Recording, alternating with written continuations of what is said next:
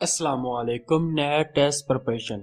तो आज हम डिस्कस करेंगे नया टेस्ट प्रिपरेशन का एक ऐसा टॉपिक जिसमें से एक एमसीक्यूज हर दफ़ा नए टेस्ट में लाजमी आता है। मीन के हर नए टेस्ट में इस टॉपिक से कम एक एमसीक्यूज कंफर्म आता है। तो मेरा नाम अवैस रसूल है, ये नीचे मेरा नंबर दिया हुआ है। अगर आपको कोई ऐसा एमसीक्यूज डिस्कस करना चाहते हैं जो आपको समझ नहीं आ रही तो मुझसे इस नंबर पर व्हाट्सएप पे आप रब्ता कर सकते हैं। नंबर है 031606000073। तो आज हमारा जो टॉपिक है वो है इस टाइप का कोई भी एमसीक्यूज आ जाए नए टेस्ट में जो हर दफ़ा लाजमी आता है, तो आपने इसको कैसे अटेम्प्ट करना है। हमारे पास जो एमसीक्यूज है वो ये है कि when r is divided by 7 remainder is 3। r एक वैल्यू है जो हमें गिवन नहीं है, हमें नहीं मालूम कि वो वैल्यू क्या है जो डिवाइड करती है 7 पे और रिमाइंडर 3 आ रहा है। When what is the remainder when 3r is divided by 7। और रिमाइंडर क्या होगा जब 3 मतलब r को 3 से मल्टीप्लाई कर दें और डिवाइड 7 पे करें तब। तो ये ऐसा एमसीक्यू है जिसके रिलेटिव ना हर नए टेस्ट में लाजमी आता है। कभी कहेगा r is divided by 7 remainder is 3। When remainder find करना होगा, आर स्केयर का फाइंड करना होगा या आर क्यूब का करना होगा। यहाँ पर 3r दिया हुआ है, 5r दिया हुआ, कैसे भी कोई भी एमसीक्यू ज़्यादा नए टेस्ट में, तो आप उसे कैसे अटैम्प्ट करेंगे। तो सबसे पहले हम इसके लिए हमारे पास जो मोड फंक्शन का इस्तेमाल होता है। मोड फंक्शन क्या होता है, सबसे पहले यहाँ पे होती है वैल्यू इज इक्वल टू, यहाँ पे होता है remainder is equal to multiply by mod, किससे वैल्यू डिवाइड होती है वो यहाँ पे वैल्यू होती है। तो यहाँ पे वैल्यू होगी जो हमें गिवन है, कैसे हमें वो सवाल में गिवन थी आर, तो आर कोई भी वैल्यू यहाँ पे हम पुट कर देंगे वैल्यू को, यहाँ पे जो उसका रिमाइंडर होगा वो पुट कर देंगे और जिस पे वैल्यू डिवाइड होती होगी वो मोड के बाद यहाँ पे हम पुट कर देंगे।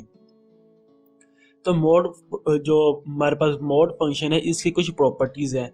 तो मोड फंक्शन जो प्रॉपर्टी है वो मैं आपको बताता चलूँ। पहले मोड फंक्शन की पहली प्रॉपर्टी ये है कि अगर हम वैल्यू में कुछ चीज़ ऐड करेंगे तो वही हमें रिमाइंडर में भी ऐड करना पड़ेगा। मीन के जो ए है वो बिलोंग कहाँ से करता है, इंटीजर से करता है। मीन कोई भी वैल्यू हो सकती है जो बिलोंग इंटीजर से करती हो, माइनस में हो या पॉजिटिव हो, 0 भी हो सकता है, वो 100 भी हो सकता है, इन्फिनिटी तक कोई भी वैल्यू हो जो यहाँ पे वैल्यू में ऐड करेंगे वही हमें रिमाइंडर में ऐड करेंगे। वैल्यू करेंगे तो हमारे पास क्वेश्चन क्या रहेगी, इक्वल रहेगी, उसमें कोई चेंजिंग नहीं आएगी। अगर कोई वैल्यू हम वैल्यू में से कोई वैल्यू मतलब फॉर एग्जांपल जो वैल्यू ए है वो हम वैल्यू में से माइनस करेंगे तो वही वैल्यू हमें रिमाइंडर में से भी माइनस करनी पड़ेगी। तो यही कैसे हमने ऐड किया और ये माइनस की प्रॉपर्टी सेम है। ऐसे ही हमें कोई वैल्यू में कुछ भी मल्टीप्लाई करेंगे तो वही हमें रिमाइंडर में भी मल्टीप्लाई करना पड़ेगा। इससे भी इक्वेशन क्या रहेगी, सेम रहेगी, बैलेंस रहेगी, इससे इक्वेशन कोई फर्क नहीं पड़ेगा। और हमारे पास लास्ट प्रॉपर्टी ये है कि अगर किसी वैल्यू की हम अगर कोई पावर भी ले लेंगे तो वही पावर हमें रिमाइंडर की लेंगे तो इससे भी हमारे पास इक्वेशन क्या रहेगी, बैलेंस रहेगी और इक्वेशन में कोई फर्क नहीं पड़ेगा। मीन के हमारे पास कोई भी वैल्यू यहाँ पे फॉर एग्जांपल यहाँ पे वैल्यू हमारे पास आर थी, जैसे लास्ट टाइम जो हमने अभी पहला रिवाइज किया है तो उसमें वैल्यू आर थी। तो अगर कोई भी वैल्यू यहाँ पे उसका हम स्केल लेंगे तो इज इक्वल टू हमें रिमाइंडर जो आता है, कैसे रिमाइंडर वहाँ पे 3 आ रहा था, हम 3 का भी स्केल लेंगे तो वो इक्वेशन आपस में सेटिस्फाई रहेगी, उसमें कोई फर्क नहीं होगा। जो आर है वो पॉजिटिव इंटीजर होना चाहिए, पॉजिटिव रियल नंबर। मीन के जो आर है वो एक रियल नंबर हो लेकिन हो पॉजिटिव, ना जीरो हो सकती है और ना नेगेटिव हो सकते हैं। मीन के 1 2 3 4 5 6 7 8 कोई भी ऐसी वैल्यू हो सकती है, नेगेटिव नहीं होनी चाहिए और ना ही जीरो होना चाहिए। तो ये हमारे पास कुछ 4 प्रॉपर्टी थी जो हमने डिस्कस कर लिया है। तो अब हमारे पास जो हम इसको ज़रा ना एग्जाम्पल से डिस्कस कर लेते हैं। For example 12 is divided by 5। 12 एक वैल्यू है जो 5 पे डिवाइड होती है, रिमाइंडर 2 आ रहा है। तो इन तमाम प्रॉपर्टी को हम बारी बारी इस क्वेश्चन पे अप्लाई करेंगे तो हम चेक करेंगे वाकई रिजल्ट सेम आता ही नहीं आता। तो ये आपने तमाम जो प्रॉपर्टी आप नीचे एग्जाम्पल सॉल्व करेंगे तो आपको एक दफ़ा देख लेंगे तो आपको अच्छी तरह समझ आ जाएगी। सबसे पहले हमारे पास जो वैल्यू है वो है 12। तो हम यहाँ पे वैल्यू 12 आ गई, रिमाइंडर कितना आ रहा है, 2 आ रहा है और डिवाइड किस पे हो रही है, 5 पे हो रही है। तो हमारे पास क्वेश्चन आ गई 12 is equal to 2 mod 5। Mean के वैल्यू और रिमाइंडर और डिवाइड, ये हमारे पास इक्वेशन आ चुकी है।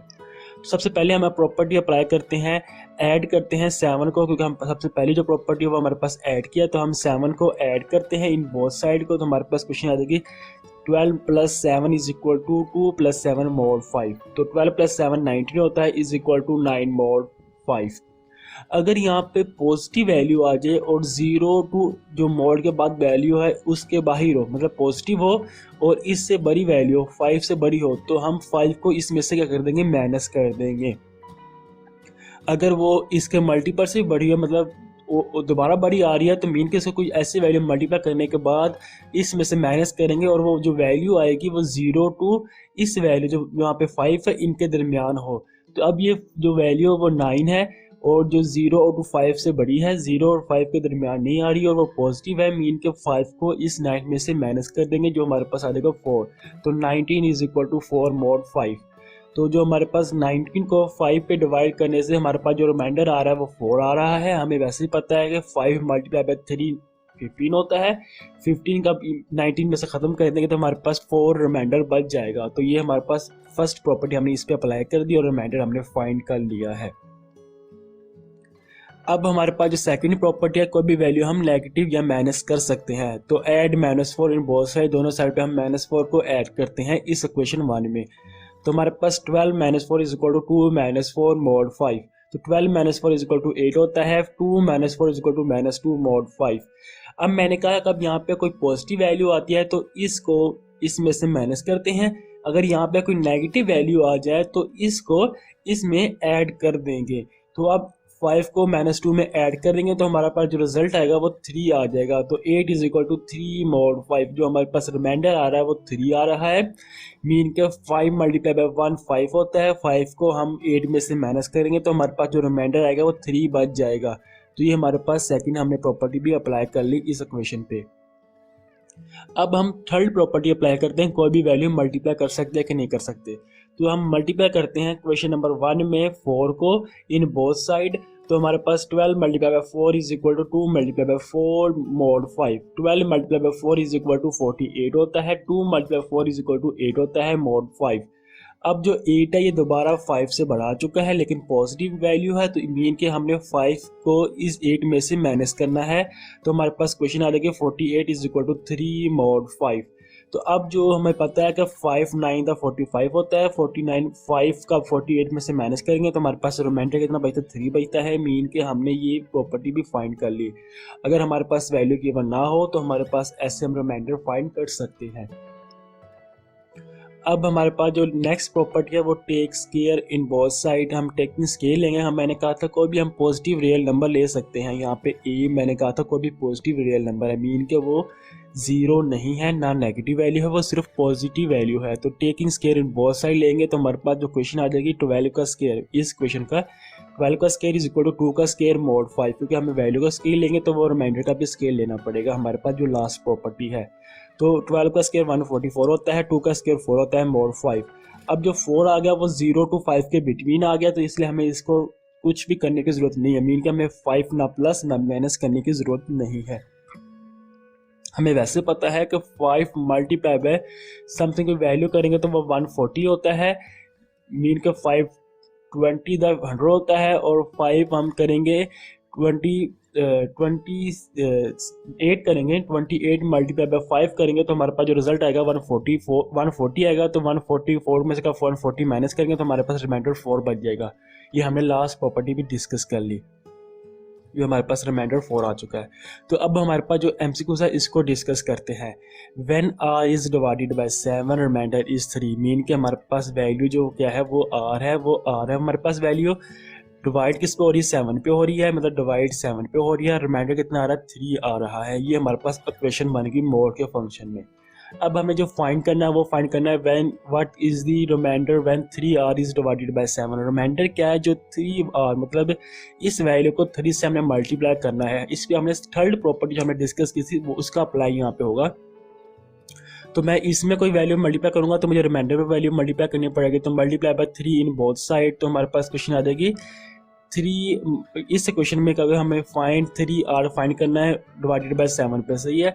तो हम मल्टीप्लाई करेंगे क्वेश्चन नंबर 1 को इस क्वेश्चन को मल्टीप्लाई करना है 3 से इन बोथ साइड। तो हमारे पास 3r is equal to 3 multiply by 3 mod 7, क्योंकि मल्टीप्लाई बाय मैंने 3 किया और ये वाला 3 वैसे का वैसे आ गया। 3 मल्टीप्लाई 3 इज इक्वल टू 9 होता है। तो 3r is equal to 9 mod 7।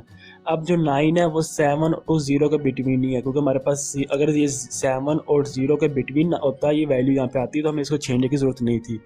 अब ये पॉजिटिव वैल्यू और 7 से बड़ी है, मीन कि हमें 7 को इसमें से करना है, माइनस कर देना है। तो हमारे पास वैल्यू आ जाएगी 3r is equal to 2 mod 7। तो हमारे पास रिमाइंडर क्या आ गया, 2 आ गया। तो इसका मतलब सी ऑप्शन राइट है, बी ऑप्शन रॉन्ग है।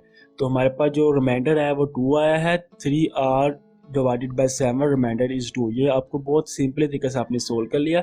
अब कोई भी क्वेश्चन आप इस तरह कोई भी एमसीक्यू आपके नेट टेस्ट में आएगा तो आप उम्मीद है कि बहुत आसानी से सोल्व कर लेंगे। तो उम्मीद है आपको इस वीडियो के समझ आएगी। इंशाल्लाह नेक्स्ट वीडियो में आपसे मुलाकात होगी। तो आपको कोई भी एमसीक्यूज हो जो आपसे सॉल्व ना होता हो नेट टेस्ट के रिलेटिव, तो आप मुझसे लाजमी पूछ सकते हैं। मैंने आपको अपना नंबर बता दिया गया है जो फर्स्ट लाइट पर शो रहा था। तो आप उस पर SMS कर देंगे व्हाट्सएप पे, तो मैं आपको ज़रूर रिप्लाई करूँगा। तो इंशाल्लाह नेक्स्ट वीडियो में आपसे मुलाकात होगी। तब तक अल्लाह हाफिज़।